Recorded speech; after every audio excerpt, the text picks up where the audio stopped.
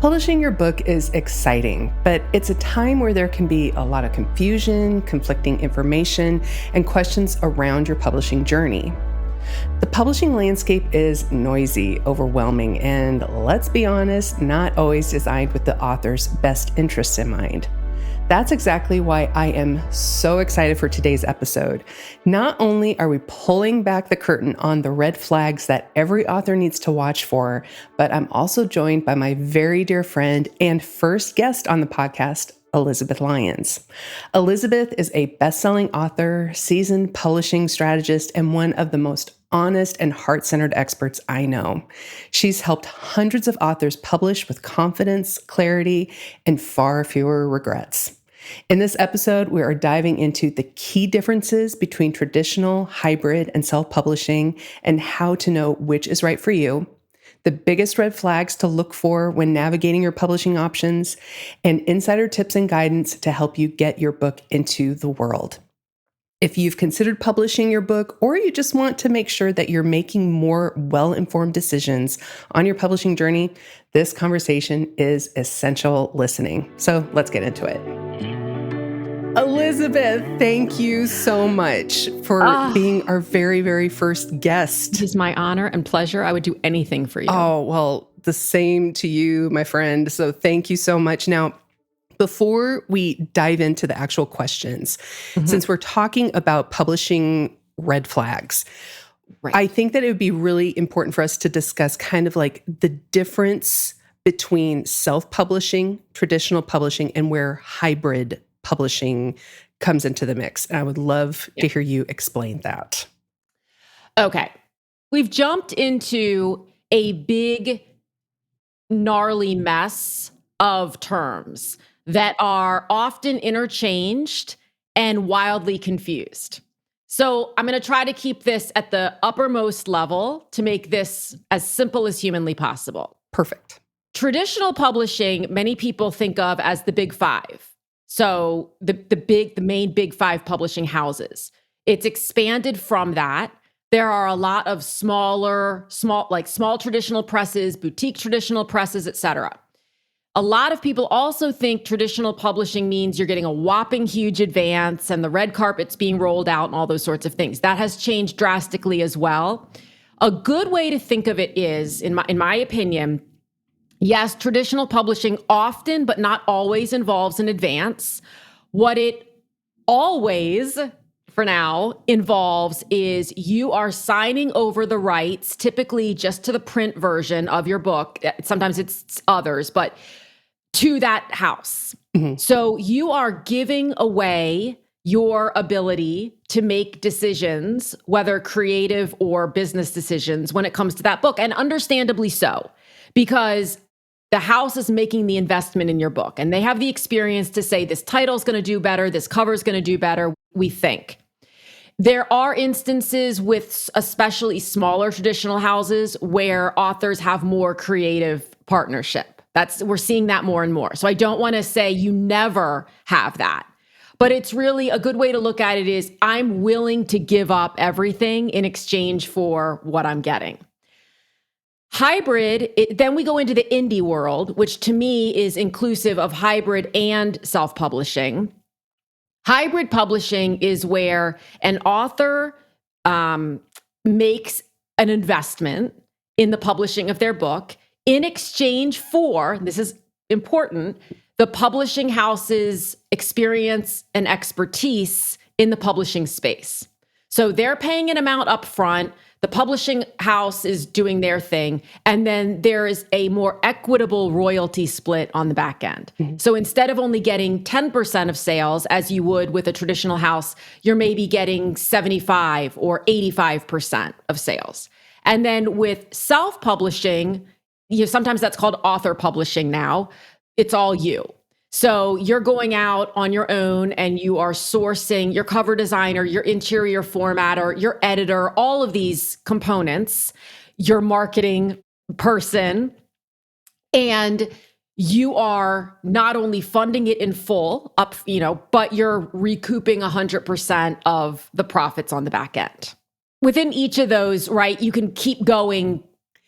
Deeper and deeper, absolutely. And I think that just with so many options now, it's just so confusing. It's so overwhelming. So I think just even having kind of the lay of the land is so important. So what, in your opinion, should an author be considering when they are weighing their publishing options? The first one is making sure that the author's expectations are set correctly when it comes to what each of the paradigms is. The biggest issue I've seen over the last couple decades is when authors want to go the traditional route because they're making the assumption that A, there's a big advance, B, the publishing house is going to sell it for me, they're going to do all of my marketing, and C, there's going to be this big red carpet rollout and I'm going to get to go on tour and all these things that we romanticize about the publishing days of yore. And so lots of times when authors realize that's not how it works, their desire to go the traditional publishing route sometimes starts to lessen. But from there, the biggest question I ask is what people's timeline is. Because if your timeline is within the next 2 to 3 years, traditional publishing is going to be tricky. Yeah, absolutely. You've got to secure that agent. From there, you've got the agent has to secure the acquisition. And yes, there are traditional houses, smaller ones now, smaller presses that you can submit an unsolicited manuscript. So you don't need an agent, but that's a little murky. And I always say, like, especially when you're signing something like that, having an agent who is an actual contract specialist look it over just to make sure you're not screwed over is a very smart move to have. It's a very smart move. And in fact, several authors with whom I've spoken have gotten the publishing offer without an agent, and they immediately went and hired an agent. Because what a lot of people don't understand, not hired an agent, but found an agent who wanted to, sign on. I mean, you're essentially hiring them because they do receive 15% of your earnings. Yeah. But what a lot of people don't understand is the agent does far more than just get you a deal. Yes. They hold your hand. Well, they should. And I don't use that word lightly or regularly, but like that's what you're paying them to do is answer your questions, help you understand what's going on.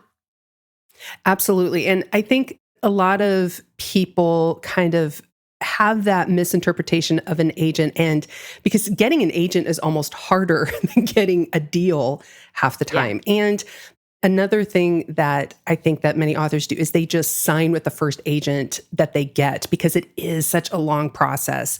And it's a marriage. It is something that you need to make sure that you have a great or a trusted relationship with that agent to get you the best deal. So there's so many elements to really consider. And another thing that I've talked with many authors about that they think, with the advance, they get it all up front. Like if they get $100,000 deal, they're going to just be rolling in the money, and they don't realize, okay, this is broken up into like 4 or sometimes 5 payments. Right. So, and you have to take into account taxes, your agent's fee, like all of these different things. And it's actually significantly less than what they think that it's going to be.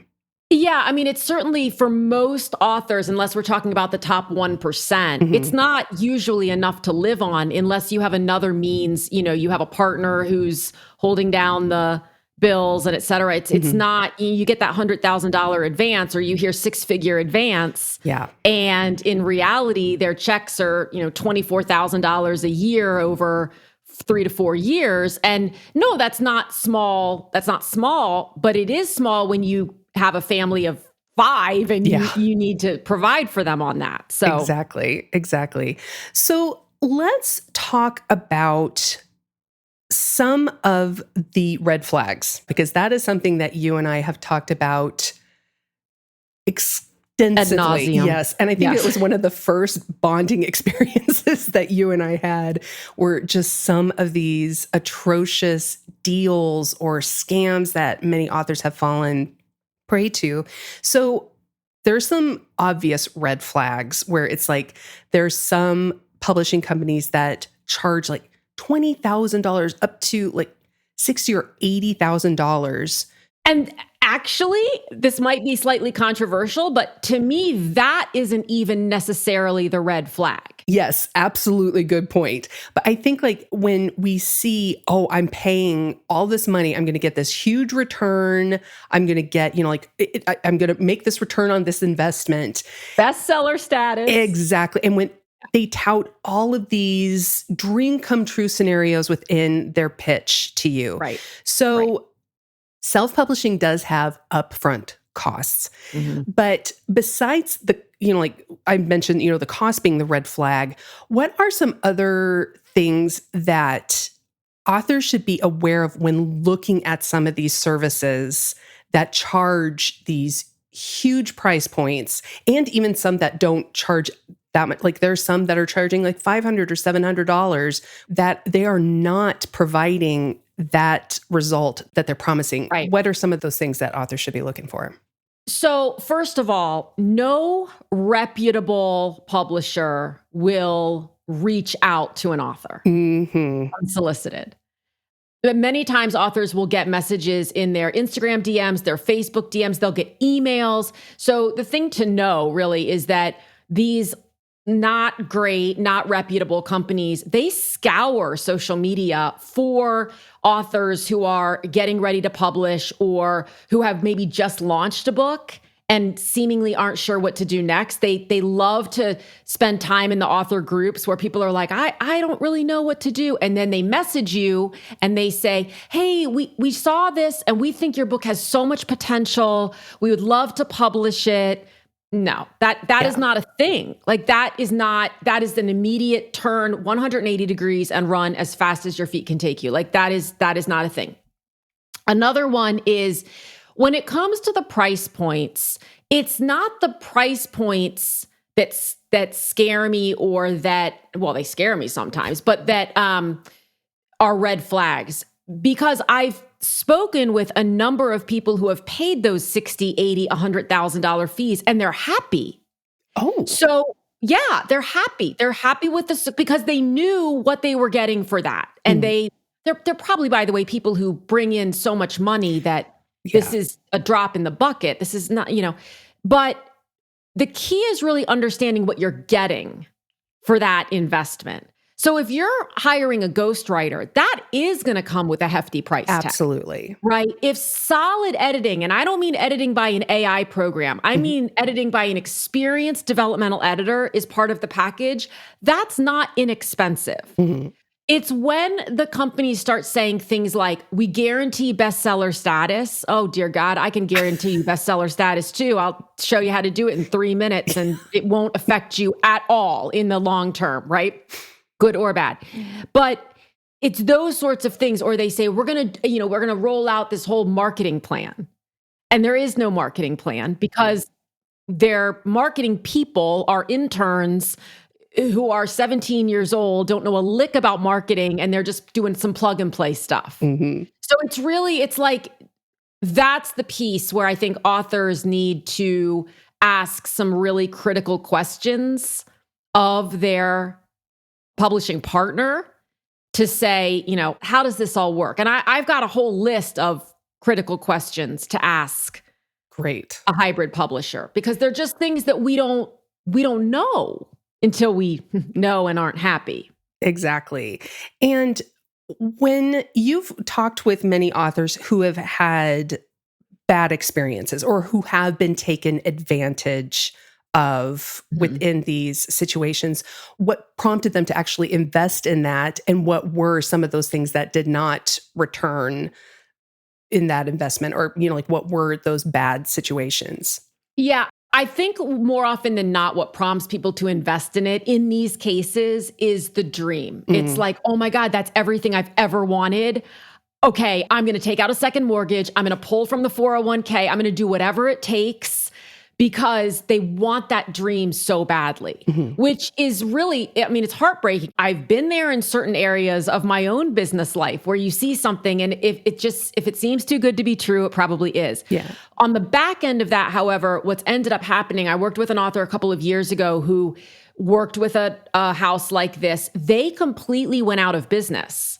And when they went out of, which happens, I mean, the traditional houses are merging and doing things too, but there was no plan. So when she signed the contract with them, they were already going into bankruptcy. They just didn't publicize it. So she never received a penny of her royalties. And then when they ultimately went out of business, the company that took over the business did not honor the contract that she had signed with the previous business. So she had to spend another few $1,000s to buy her rights back to the book, to get the book back and have to start all over again. That's probably the worst scenario that I've been personally privy to. But we hear about them a lot. And lots of times it's unfortunate that the publishing companies, the hybrid publishing companies, don't do a better job of setting expectations and making sure that authors know. And to be fair, there are some really good hybrid publishers out there, but they don't know what the authors don't know, which is why it's incumbent upon the author themselves to ask the questions. It's not that the good publishers aren't willing to give the answer. It's that they don't know that you don't know. Exactly. And I think that so many authors kind of come into the whole publishing realm because they don't know what they don't know, and they don't ask questions. They are just kind of trustworthy of, they've done this before, I don't know what I'm doing. And there's kind of that, that feeling of they're the experts. I'm just writing. I just want to get my book published. And there's almost this panic, if I don't do this, then my book won't get published. You raise a really good point too, which is that the creative community is already one that battles imposter syndrome to begin with. So then you put them in the ecosystem of this group that is, air quotes, supposed to know how this all works. And the author feels, for lack of a better word, like not smart, right? They feel like, I don't want to look stupid by asking this question, but they need to be willing to feel uncomfortable asking that question. Exactly. Because it's just like any other business decision. Like, you really want to get to a place where you say, listen, this is your expertise, not mine. And I see this with very successful, and I put the air quotes there, but very successful business people where their area of expertise is what it is, but it is not book publishing. And they still feel like, well, I should know that. And I'm like, why should you know that? Exactly. Right? If you put me on a farm today and say, man these goats, I mean, I know how to build the fence, but I don't know what do you do with these goats, right? So it's like, you've got to be willing to just sort of humble yourself enough to say, I trust you. And if you're not getting the answers that are making you feel comfortable, that is a red flag. Exactly. One other thing that's come onto the scene in the last couple of years is self-publishing service providers, which is different from hybrid publishing. Yes. You're still, in my opinion, when you enlist the help of a self-publishing services provider, you are still self-publishing. The key with hybrid, that's when you hire someone outright to help you with your cover and or your interior formatting and or. But the cord is cut after that service is provided. That services provider has no financial investment in the success of your book. When you're working with a hybrid publisher, it's a partnership. There is going to be a percentage in almost all cases that you will pay on the back end. The payments are going to go to the hybrid publisher, and then the hybrid publisher is going to pay you. As opposed to when you self-publish and possibly enlist a service provider, all the payments are going to come right into your bank account. Right? They're setting it up on your side. So I think that when you're looking at a hybrid publisher, it is important to know, what questions do I want to ask? Because you are getting in bed with them for potentially many, many years. Yes. So that does pose the question of, there is a very blurred connection line between all of these publishing scenarios. How should an author know which one is best for them?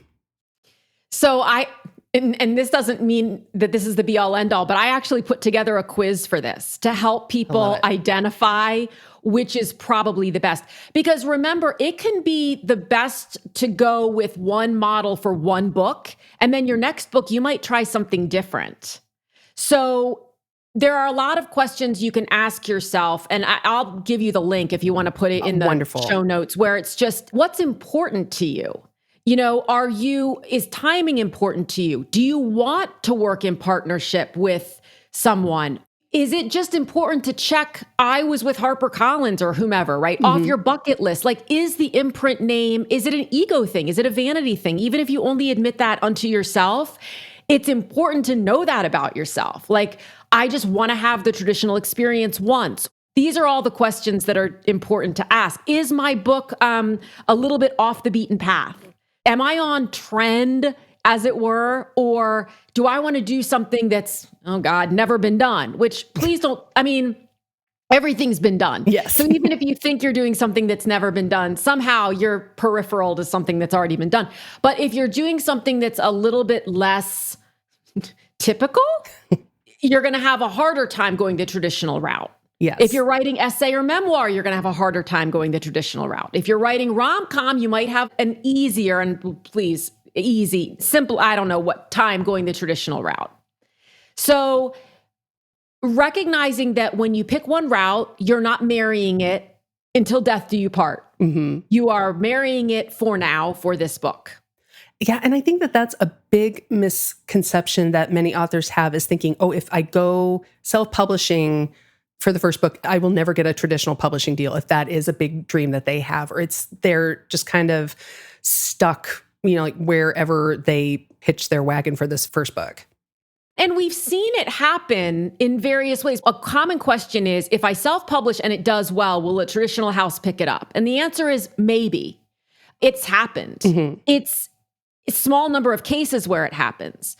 If it does happen, if the offer is made, then the author has to decide, do I even want to do that, and why? And sometimes the answer is absolutely not, because now I know, clearly I know how to market. Yeah. And if the answer is yes, sometimes it's because they want that. They want to get in the machine. Exactly. So, okay. And in those cases, the publishing house, the traditional house, is more comfortable making a larger upfront commitment in advance because the author's already in the machine, as it were.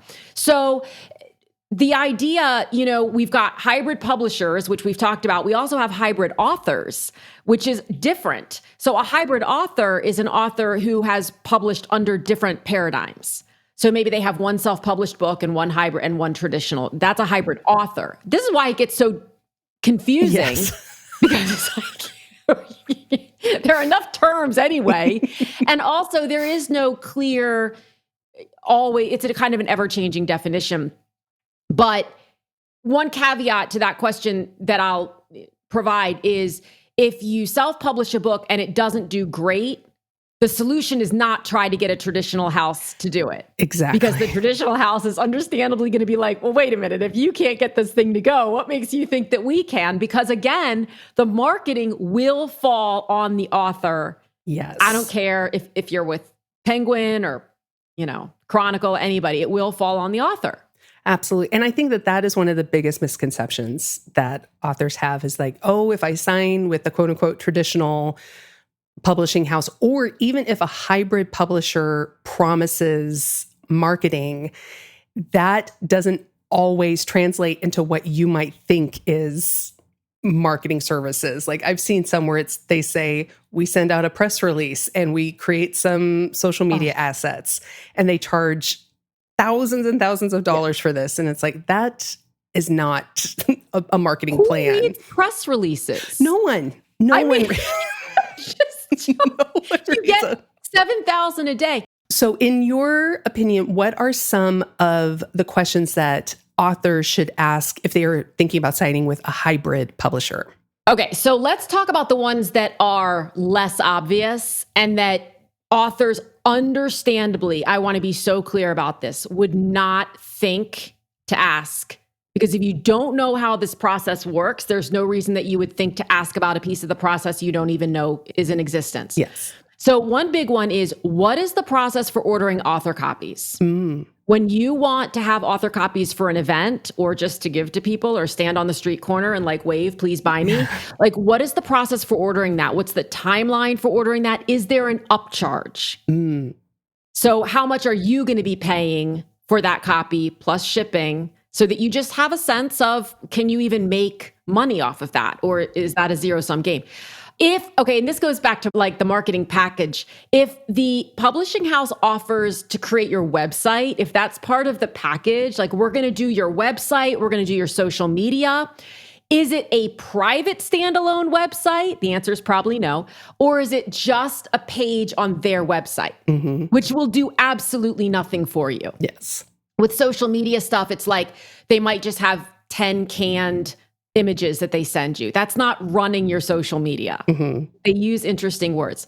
If editing is included in your package, is it an editor from that house and what is their experience? Or do they hire out, which is not necessarily a red flag, but if they hire out, where are they hiring from? Because if it's Fiverr or an AI program, you should just know what level of editing you're getting for what you're paying. Exactly. Whose account will the book be uploaded to? So it's likely 9 times out of 10, if not 10, it's going to be theirs because that's how they get their percent off the back end and then they cut you your 85% or whatever. But that's important to know because then from there, what you want to ask is, if I need to change or want to change my keywords, my book description, my book's price, what's the process for doing that? Yes. You just want to know this. You want to know what that process is. Like, do you even have access to them to do those sorts of things afterwards? Timelines, obviously, you want to ask about timelines.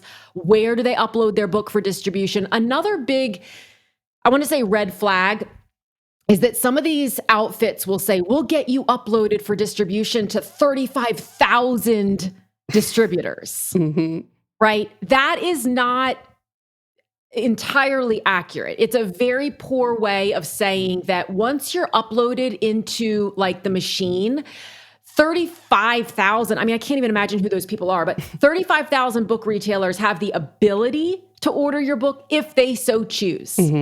They will not if they do not know that the book exists. So unless you have a marketing team or a sales team, this is why traditional houses have sales teams that have quarterly, if not monthly meetings with booksellers to say, this is what's coming. This is what you're going to want to have, blah, blah, blah, blah, blah. So the idea of like, oh my God, I'm going to be in every bookstore. I'm going to be available through no, that's not true. No. And that's that misleading wording. And another thing that, like authors ask, oh, will it be in Target? Will it be in Walmart? Will it be in libraries? That's a whole other thing. And it's getting into an area too that we won't dive deep into because I don't think there's any reason to, but what people don't recognize about the Targets and the Costcos and the all that of the world, the physical, is the returns. It's lovely to be in those stores, especially if you're traditionally published and the returns are merely coming off the ledger of your advance. It's a whole different situation when you're hybrid or self-published. It's very, very, very difficult to get into those establishments. But if you did some way, somehow, and then the returns start coming in, you're getting a bill for that. Yes. And I think those are those details where, especially having someone like you that knows all of these ins and outs, especially if this is your first book or if you're new to it, why I love everything that you provide, because you are just this open book and you provide all of these amazing resources and tools and insights that can save you not only your sanity, but also save you money on, in the long run. Can be your sanity. I mean, look, I got passionate about this side of the space because whether it was in the book industry or just in the entrepreneur space, which I've been in for too long, there were so many instances where I was like, why did no one tell me this?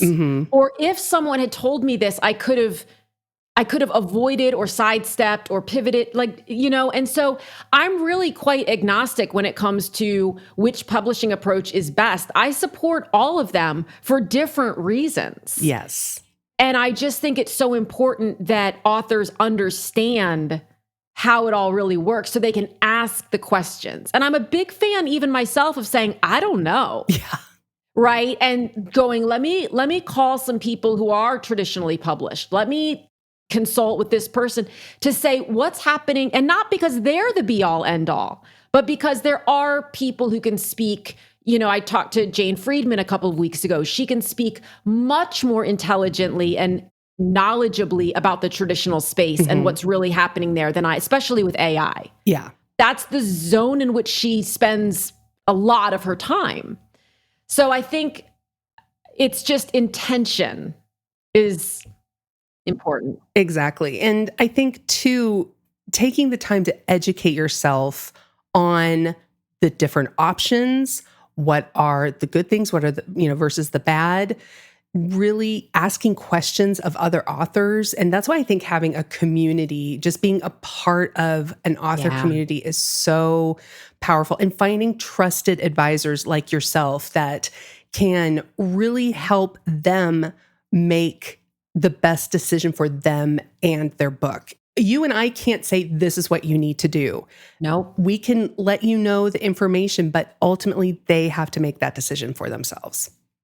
It really is very true. And I think it's so helpful to have a different, even an opposite perspective for something, like a different way to look at something. Because when you start to get mob mentality around, no, you can't do this, this is the only way to do it, a couple of different things could be going on. Number one, someone's trying to sell you something. Yeah. And so that's to me, whenever someone says you have to do it this way, I'm always curious, what's their product on the back end that's going to teach me how to do it that way? And I'm all about products and I have many of them. You have many, right? I'm all about that. But it's meant to provide a framework, yes, not a must, which is why within my author community, and I know within yours too, I am very open to, okay, you're coming to this meeting to ask questions. How do I blank? But within my community, I have therapists. I have people who I will literally throw, metaphorically, the microphone to them. Would that be proverbially or metaphorically? I don't know. Anyway, to them and say, take this, you can better answer this than I can. I'm not the right. And so I love it when someone else in the community can say, well, actually, I talked to this publishing house. Have you heard of them? Because there are so many. Or I just learned about this publishing service and they were phenomenal. And then everyone in the group is like, oh my gosh, great. Yes. As opposed to spending all of our time going, well, listen to what this guy did and listen to what these people did. And oh my God, that I just can't. I can't with that. So it's like a collective high tide raises all boats situation. Exactly. And I think that authors who have had a great experience or a bad experience with someone is always willing to share that. I think the author community is amazing in that they want to help other authors and they want to build them up and to share that experience. And so I think anyone who might feel scared or intimidated to ask a question, 9 times out of 10, this question has come up before. And asking that question is not only going to help you make a better decision or to feel better about a situation, but it's going to empower another author to speak their experience in with it. So I just think that all around is just amazing advice. It's like beta readers. When you have a beta reader, it's so important to not just give the manuscript to the beta reader and say, let me know what you think. That is just an open-ended nightmare waiting to happen. So I suggest having very pointed questions, 5 to 10. What chapter did you love most? Where did you get lost? Where did you get bored? Not did you, not questions that can have a yes or a no answer. Right. But pointedly ask the question. It's the same when you're looking for publishing services. So if you talk to someone who's worked with a company or a group that you're considering, don't just say, did you like working with them? What did you like most? Yes. What was unexpected in a good way? What was unexpected in a not so good way? What have you learned that you'll take with you to your next experience? To ask those sorts of very pointed questions really helps you get your arms around not whether it's a good or a bad company, but whether it's right for you and for this book. Exactly. Exactly. Thank you so much for sharing all this, because this, I think, it not only helps authors to know, okay, these are some of the questions that I need, but also to get to know you, because you have such value. I haven't sworn once. No, you haven't. It's amazing. It's shocking, I'm proud of actually. you. But I just love that more people are getting to know you and your services, because what you provide, like I've told so many people, there is no one I trust more and no one that I direct people to more, because Lord knows, like there are a lot of people out there that are offering different things, but I trust you. I just love how you approach things, how you explain things, and just you want to pour wisdom and help into others. And so I love what you do. But thank you for saying that. And I feel the exact same way about you. When I talk about author marketing, and we can use different words for that, but like visibility, all of that, you are the only person and which doesn't mean you're the only person doing it, but in a sea of people, you are the only person I've found who is just transparent as hell. There, I swore. Can we mark this explicit now? Transparent as all get out, tons of knowledge, tons of resources to back it up, and just fun and kind and down to earth, and you get it. Well, thank you. I so appreciate it. And so first of all, you provide a lot of different services and different products. I know you have a free self-publishing guide. You have so many resources. Where can people find you, Elizabeth? Well, in my house, because I don't leave it. But the best place is publishaprofitableBook.com. Everything is there there's a programs page, there's a freebies page, and there's a link to the podcast. Everything is there. The social media platform where I'm most active is Instagram. Great. Yeah. And we'll have all of those linked in the show notes. And yes, you also have a podcast, which is phenomenal. Everything that you have is just top notch. And I adore you and everything that you provide. So thank you so much for being on. Thank you so much.